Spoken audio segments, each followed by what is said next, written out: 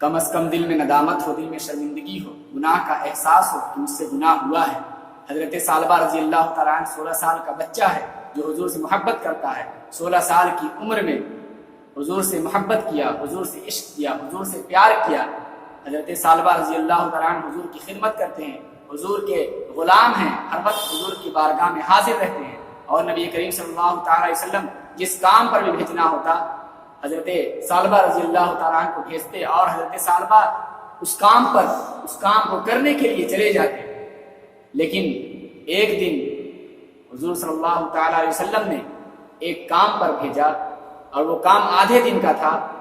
आधा दिन गुजर गया, वक्त गुजर गया, लेकिन हज़रत सालबा वापस नहीं आए। हज़रत सालबा कहाँ गए?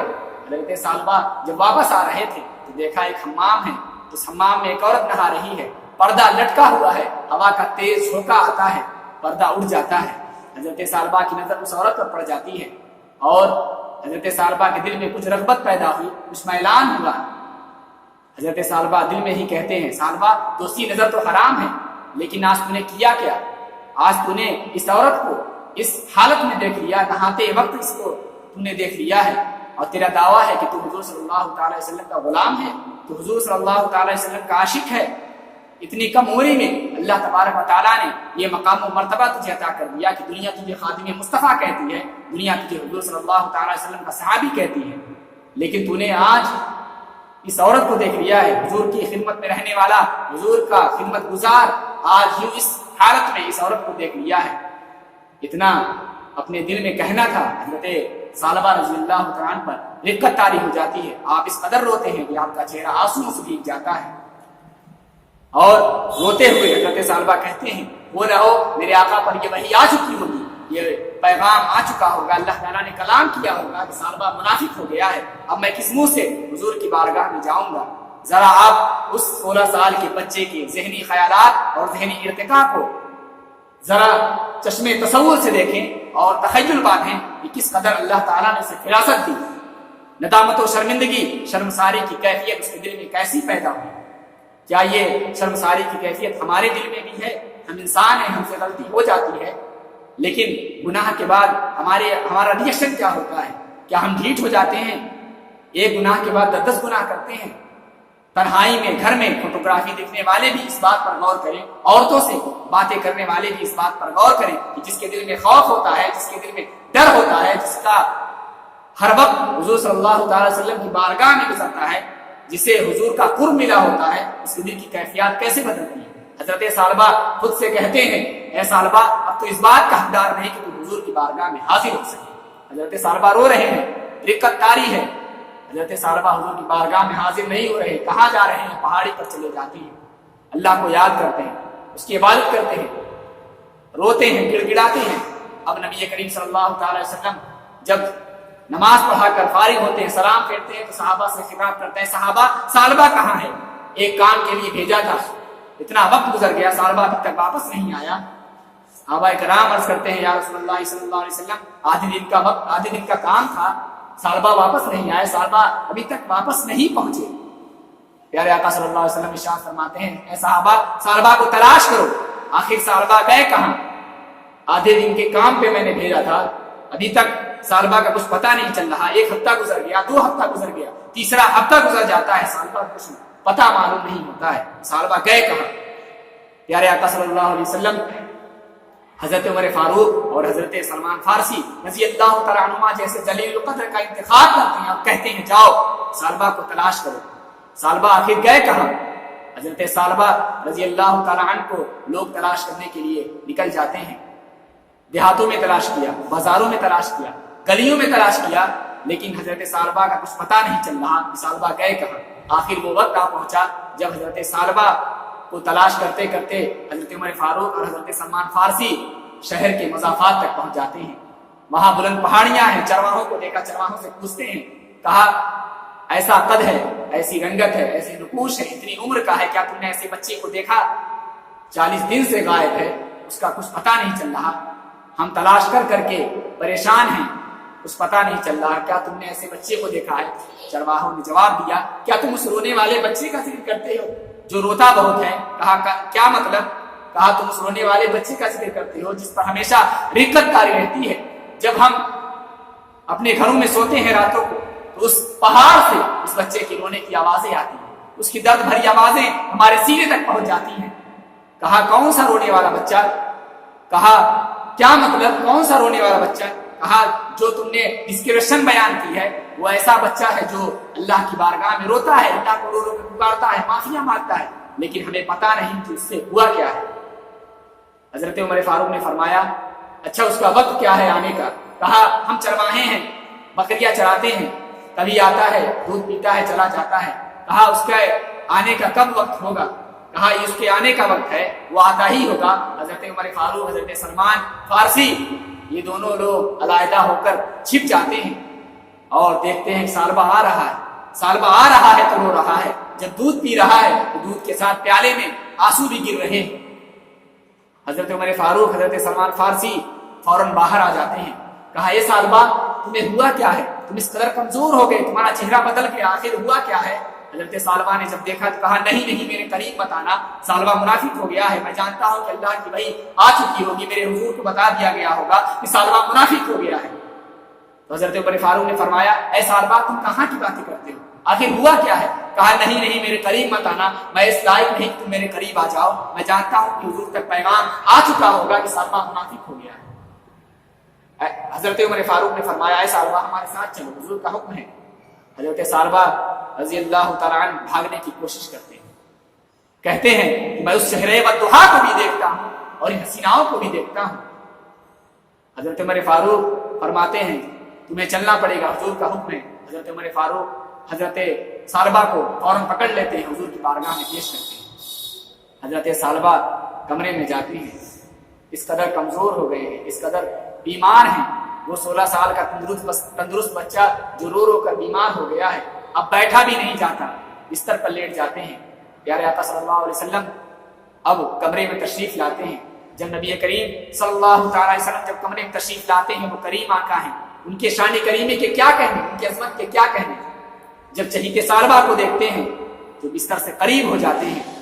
میں کہتا ہوں دوستو, گناہ ہو جائے لیکن گناہ کے بعد شرمندگی بھی ایسی ہو, گناہ ہو جائے لیکن گناہ کے بعد ندامت بھی ایسی ہو, گناہ ہو جائے لیکن گناہ کے بعد اپنے نفس کو سزا دینے کا سلسلہ بھی ایسا ہو.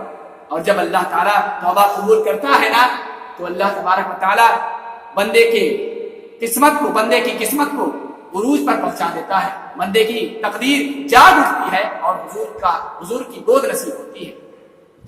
حضرت سالبہ سے پیارے آقا صلی اللہ علیہ وسلم ارشاد فرماتے ہیں سالبہ آنکھیں کھولو. حضرت سالبہ آنکھیں کھولتے ہیں اور عرض کرتے ہیں یا رسول اللہ صلی اللہ علیہ وسلم, میں گنہگار, میں سیاہکار, مجھے آپ کی گود ملی. یا رسول اللہ صلی اللہ علیہ وسلم میں نے یوں ایک عورت کو دیکھ لیا ہے, یا رسول اللہ میں اس لائق نہیں کہ میں آپ کی گود ملے. پیارے آقا صلی اللہ تعالی وسلم ارشاد فرماتے ہیں تو پھر تم توبہ کر لو. حضرت سالبہ فرماتے ہیں یا رسول اللہ صلی اللہ علیہ وسلم مجھے ڈر لگتا ہے کہ مجھے جہنم کے نچلے درجے میں پھینکا جائے گا, مجھے جلایا جائے گا, میں ڈرتا ہوں. پیارے آقا صلی اللہ علیہ وسلم ارشاد فرماتے ہیں مومن کی ایک شان یہ بھی ہے کہ وہ ڈرتا بھی ہے, لیکن مومن کی ایک کیفیت اور ہے, اور وہ کیفیت امید کی ہے. تم اللہ تعالیٰ سے امید کیا رکھتے ہیں؟ حضرت سالبہ فرماتے ہیں یا رسول اللہ صلی اللہ علیہ وسلم, عرض کرتے ہیں آقا میں امید اپنے رب سے یہی رکھتا ہوں کہ میرا رب مجھے معاف کر دے گا.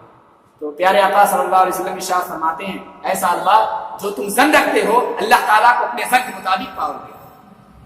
تو اب حضرت سالبہ رضی اللہ تعالیٰ عنہ کو پیارے آقا صلی اللہ علیہ وسلم دعائیں دیتے ہیں, حضرت سالبہ کو دعا دیتے ہیں اور حضرت سالبہ خوش ہو جاتے ہیں. جب حضرت سالبہ خوش ہو جاتے ہیں تو عرض کرتے ہیں یا رسول اللہ صلی اللہ علیہ وسلم آقا میں یوں محسوس کر رہا ہوں کہ میرے دل میں میرے جسم میں ہزاروں کیڑے رنگ رہے ہیں, مجھے درد ہو رہا ہے. پیارے آقا صلی اللہ علیہ وسلم رونے لگتے ہیں. حضرت سالبہ فرماتے ہیں یا رسول اللہ آپ کیوں گریہ فرما رہے ہیں, آپ کیوں رو رہے ہیں؟ پیارے آقا صلی اللہ علیہ وسلم ارشاد فرماتے ہیں اے سالبہ تمہاری موت کا وقت آ گیا ہے, ملک الموت آ رہے ہیں, تمہارے جانے کا وقت آ گیا ہے. حضرت سالبہ نے دیکھا میں قربان ہو جاؤں اس صحابی پر جس کی موت حضور کی گود میں واقع ہو رہی ہے. حضرت سالبہ کی روح قفس مسری سے پرواز کر جاتی ہے. وہ کیسا قسمت والا ہے جس کو حضور کی گود ملی, جس کو حضور کی گود نصیب ہوئی, جس کی موت حضور کی گود میں واقع ہو رہی ہے. تو بس یہی پیغام ہے کہ اگر ہم چاہتے ہیں کہ حضور کا ہمیں پیار ملے تو آج گناہوں سے توبہ کرنی ہوگی۔ اگر ہم چاہتے ہیں کہ حضور کا عشق ہمیں ملے تو ہمیں گناہوں سے آج توبہ کرنی ہوگی۔ حضور صلی اللہ تعالیٰ علیہ وسلم کی بارگاہ میں ہمیں درود و سلام پڑھنا ہوگا، گناہوں سے توبہ کر کے اللہ تعالیٰ کی بارگاہ میں رجوع کرنا ہوگا۔ اگر ہم گناہوں سے توبہ کرتے ہیں آج تو ہمارا ٹینشن ختم ہو جائے گا، حضور کا پیار ملے گا، حضور کا عشق ملے گا، حضور کی محبت نصیب ہوگی۔ میرے ملت کے نوجوانوں، اپنے والدین کو وقت دو، اپنے بچوں کو وقت دو۔ جو تم سے نمازیں قضا ہو گئی، جو تم سے روزے قضا ہو گئے، اس کی قضا عمری کرو اور آج گناہوں سے توبہ کرو۔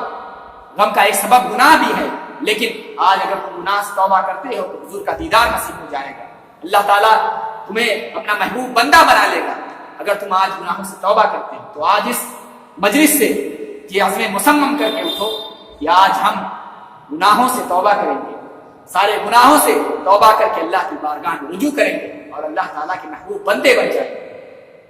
سچی توبہ یہ ہے کہ جب ہم توبہ کریں تو ہمارے دل میں یہی ہو کہ ہم آئندہ یہ گناہ کبھی زندگی میں نہیں کریں گے، اور اگر ہم توبہ کر رہے ہیں اور دل میں ہمارے یہ بھی ہے کہ چلو ہم کل گناہ یہ کر لیں گے، آج توبہ کر لیتے ہیں، یاد رکھو ایسا کرنا اللہ تعالیٰ سے گویا مذاق کرنا ہے، اور جو اللہ تعالیٰ سے مذاق کرتا ہے وہ خود جانتا ہے کہ وہ کہاں کھڑا ہے۔ تو آج ہم اس محفل میں یہ عزم کر کے اٹھیں کہ گناہوں سے بچیں گے، گناہوں سے بچنے کی کوشش کریں گے، اور حضور صلی اللہ تعالی علیہ وسلم کا ہمیں دیدار نصیب ہوگا۔ اندھیرا اور اجالا ایک جگہ نہیں رہ سکتا، نیکی اور بدی ایک جگہ نہیں رہ سکتی۔ یہی حال ہمارے دل میں ایمان کا ہے کہ اگر ہمارے دل سیاہ ہو جائیں تو ایمان کا نور ہمارے دل سے نکل جاتا ہے۔ تو اگر ہمیں ایمان کا نور چاہیے، ایمان کی روشنی چاہیے، تو ہمیں گناہوں سے توبہ کرنا ہو۔ اگر ہم گناہ کرنے کے بعد ہمیں شرمندگی محسوس نہیں ہوتی تو وہ اس کا مطلب یہ ہے کہ ہمارے دل مردہ ہو چکے۔ اگر ہمیں گناہ کے بعد شرمندگی محسوس ہوتی ہے، ہم اپنے گناہ کرنے کے بعد شرمندہ ہوتے ہیں، تو سمجھ جائیے کہ ہمارے دل میں ابھی بھی ذرہ برابر بھی ہمارے دل میں ایمان کا نور ہے۔ اگر ہم گناہ پر ڈھیٹ ہو جاتے ہیں، گناہ کرتے چلے جاتے ہیں، اس کا مطلب ہمارے دل سیاہ ہو چکے ہیں۔ تو آج گناہوں سے توبہ کرنے کی ضرورت ہے، اور حضور صلی اللہ تعالی علیہ وسلم سے محبت پھوٹ کر کریں، اور حضور صلی اللہ تعالی علیہ وسلم کی محبت کو اپنے دل میں زندہ کریں، حضور صلی اللہ تعالی علیہ وسلم کی سنتوں پر عمل کرنے کی کوشش کریں، گناہوں سے توبہ کریں، اللہ تعالیٰ کی بارگاہ میں رجوع کریں، کیونکہ یہ زندگی مختصر سی زندگی ہے، عنقریب ہمیں اندھیری قبر میں اتار دیا جائے گا، اور ہمارے ساتھ نہ کوئی بینک بیلنس جائے گا، نہ کوئی ہماری جائیدادیں جائیں گی، نہ ہمارا پلاٹ جائے گا، بلکہ صرف ایمان کا ایک نور جائے گا، حضور کی محبت ہمارے ساتھ قبر میں جائے گی۔ اگر ہمارے دل میں حضور کی محبت نہیں، ہمارا دل حضور کی محبت سے ویران ہے، تو قبر میں ہمیں طرح طرح کے عذاب میں مبتلا کیا جائے گا۔